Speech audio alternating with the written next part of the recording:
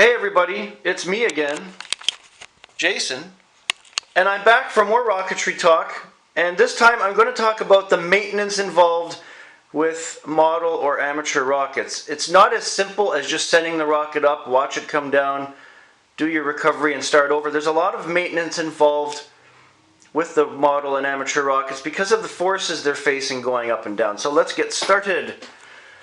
Beginning with the nose cone. As I mentioned before, on most model rocket kits, nose cones are made out of reinforced hard plastic. Probably the least damaged of any part on the rocket, but you still have to check for any fissures in the plastic. If a crack forms and you don't see it, the pressure going up could cause it to split. You'll lose the nose. It'll come off prematurely. It'll rip everything to shreds, believe it or not. The shock cord. Now, the shock cord holds the nose to the rocket body and also contains the way that the rocket carries the parachute. This shock cord, which belongs to Merlin, is a little coiled because it's been sitting in the rocket for a while.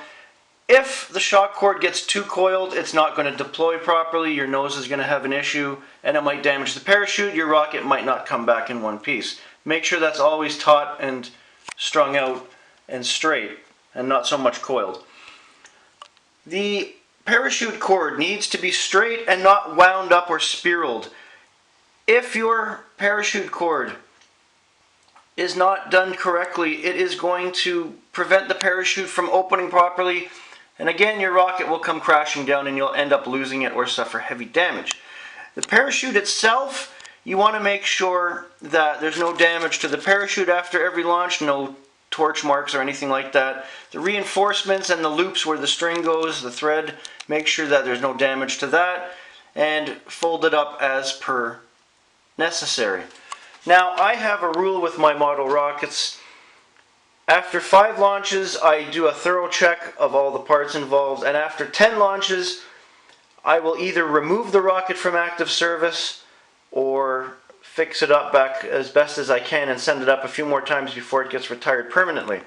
You might think that's a bit odd, but there are stresses and forces on model rockets. They become less effective and they do come apart after a while.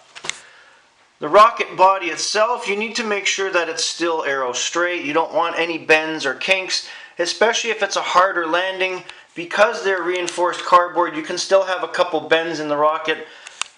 That will prohibit it from going up in the air straight. Very important are the launch lugs, and Merlin here has 2 of them, one at the tail and one in the mid-body. They do shake loose from the forces every so often. Every few launches I will check the launch lugs on my rockets and add glue to either side to make sure they don't come off. Moving down to the tail section.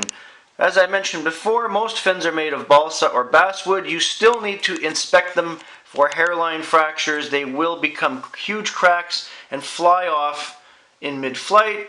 Your rocket will go out of control, nothing will deploy, and you'll end up losing it. Trust me, this has happened to me before. I have video of it somewhere. Your engine mount. Very important piece here. If you have the metal clip holder, you have to make sure that's steady and glued in properly and hasn't come loose. Otherwise, your rocket engine will turn into a projectile upon launch and it becomes a safety issue. What I like to do as well is take this flashlight. I like to look down the interior of the engine mount. As you can see, there's some char damage. Now, brief history, this rocket Merlin has gone up 10, 11 times. To be expected, you'll see some char damage. If the char damage gets too bad, it will affect the recovery wadding and how everything blows out during deployment, so you might have a fire issue in flight. Luckily, Merlin's retired from active service, so it's not going up anymore. You need to be aware of all of these things when you're launching your rockets. You can have rockets that can keep going up many times before you have a problem, or you can have some that develop a problem after their second launch and you lose them on that third launch. This is the thing about rocketry. As fun as it is, anything can happen once you flick that switch and send it up.